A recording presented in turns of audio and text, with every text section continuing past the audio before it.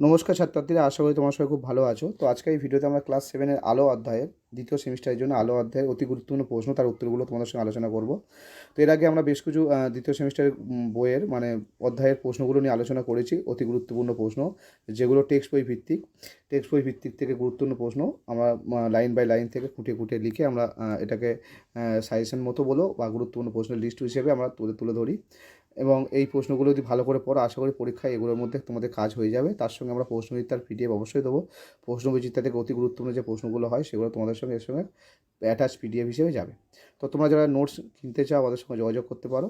এখানে আমরা ইতিহাস, ভূগোল, বিজ্ঞান এই তিনটে বিষয়ের ইম্পর্টেন্ট নোটস প্রশ্ন এই বইয়ের গুরুত্বপূর্ণ প্রশ্ন ছাড়াও আমরা কিন্তু প্রশ্নবিচিত্রার গুরুত্বপূর্ণ প্রশ্নগুলো একটা আলাদা পিডিএফ করে পাঠিয়ে দিই।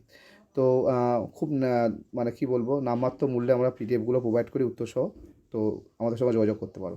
তো চলো দেখে নেওয়া যাক আমরা আলো অধ্যায় থেকে কী কী প্রশ্ন নিয়েছি এবং উত্তরগুলো তোমরা দেখতেই পাবে আশা করি। তো দেখো, ওকে, এখানে প্রথম প্রশ্ন দেখো, ঘষা কাঁচ কী জাতীয় মাধ্যমের উদাহরণ? প্রথম লাইন থেকে একদম প্রশ্নগুলো। মোমবাতি কী ধরনের বস্তু? ঠিক আছে। আচ্ছা, উপচ্ছায়া অঞ্চলে আলোর পরিমাণ তুলনামূলক কম না বেশি থাকে? পরের প্রশ্ন, সুচিত্রিত ক্যামেরায় বস্তুর কী গঠিত হয়? তো উত্তর হবে বস্তুর প্রতিকৃতি গঠা হয়। ছায়া পড়ার কারণ কি? একদম ভালো ভালো প্রশ্ন। সুচিত্রিত ক্যামেরায় ছিদ্রটি বড় করা হলে প্রতিকৃতি কেমন হবে? একদম অতি গুরুত্বপূর্ণ প্রশ্ন। পরের প্রশ্ন, আচ্ছা, আলোর বিক্ষিপ্ত প্রতিফলন ঘটে না এমন একটি বস্তুর উদাহরণ দাও। আচ্ছা, সমতল আয়নার সাথে লম্ব কোণে কোনো আলোরশ্মি আবদ্ধ হলে প্রতিফলন কোণ কত ডিগ্রি হবে? খুবই গুরুত্বপূর্ণ প্রশ্ন। সমতল আয়নার সাথে 60 ডিগ্রি কোণে কোনো আলোরশ্মি আবদ্ধ হলে প্রতিফলন কোণ কত হবে? এই প্রশ্নটা একটু বোঝাচ্ছি তোমাদেরকে। তো দেখো, এখানে আমরা যদি আলোচনা করি, এখানে একটু ক্রাউড, যেখানে ভিডিও করছি আমার আশেপাশে একটু ক্রাউড থাকে, যার জন্য মাঝে মাঝে আমার পজ করতে হয়। তো এখানে মনে করে আমি সমতল দর্পণ একটা করছি, এখান দিয়ে একটা আপতিত রশ্মি পড়ছে, এখান দিয়ে প্রতিফলিত রশ্মি যাচ্ছে, আর এটাকে বলা হয় অঙ্কিত অভিলম্ব। তো এখানে বলছে, দেখ ভালো প্রশ্ন, সমতল আয়নার সঙ্গে 60 ডিগ্রি কোণে থাকে। তো এটা হলো অভিলম্ব। তো এই অভিলম্ব হলে এখানে প্রশ্ন বলছে আয়নার সাথে কিন্তু 60 ডিগ্রি কোণ, মানে আয়নার সাথে, এটা তো আয়না মনে করো, এটা যদি আমি আয়না ধরি, এইটা আয়না, এটা হলো আয়না ধরো, এই আয়নার সঙ্গে কিন্তু এর কোণ কত ডিগ্রি? 60 ডিগ্রি। এটা কিন্তু 60 ডিগ্রি আয়নার সাথে। কিন্তু এখানে এই আলোর রশ্মি অবিলম্বের সঙ্গে কত ডিগ্রি, মানে পুরোটা কত 90 ডিগ্রি হয়তো। তো এটা যদি 60 ডিগ্রি হয় তাহলে এটা কত ডিগ্রি? 30 ডিগ্রি। তাহলে অবিলম্বের সঙ্গে তাহলে 30 ডিগ্রি।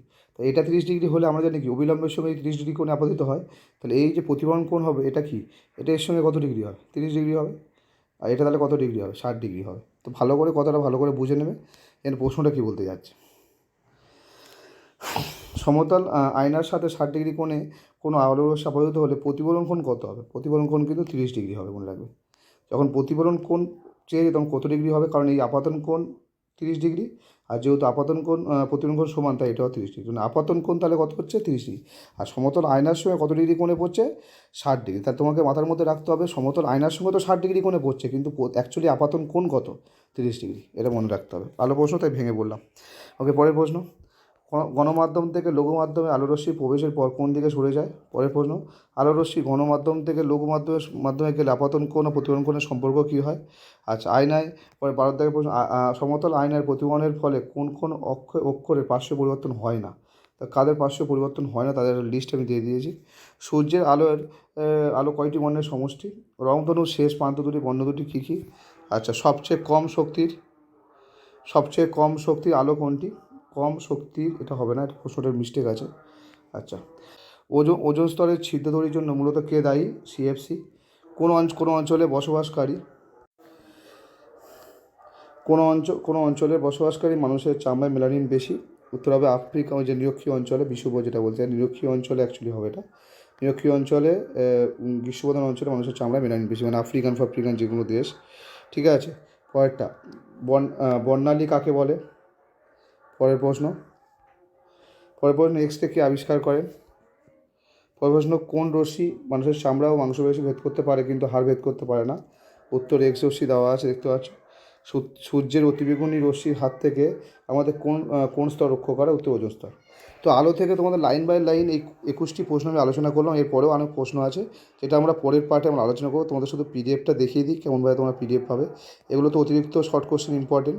আচ্ছা, তার সঙ্গে তোমার 2 নম্বরের যে প্রশ্নগুলো বলছিলাম, এই যে দাঁড়াও বলছি,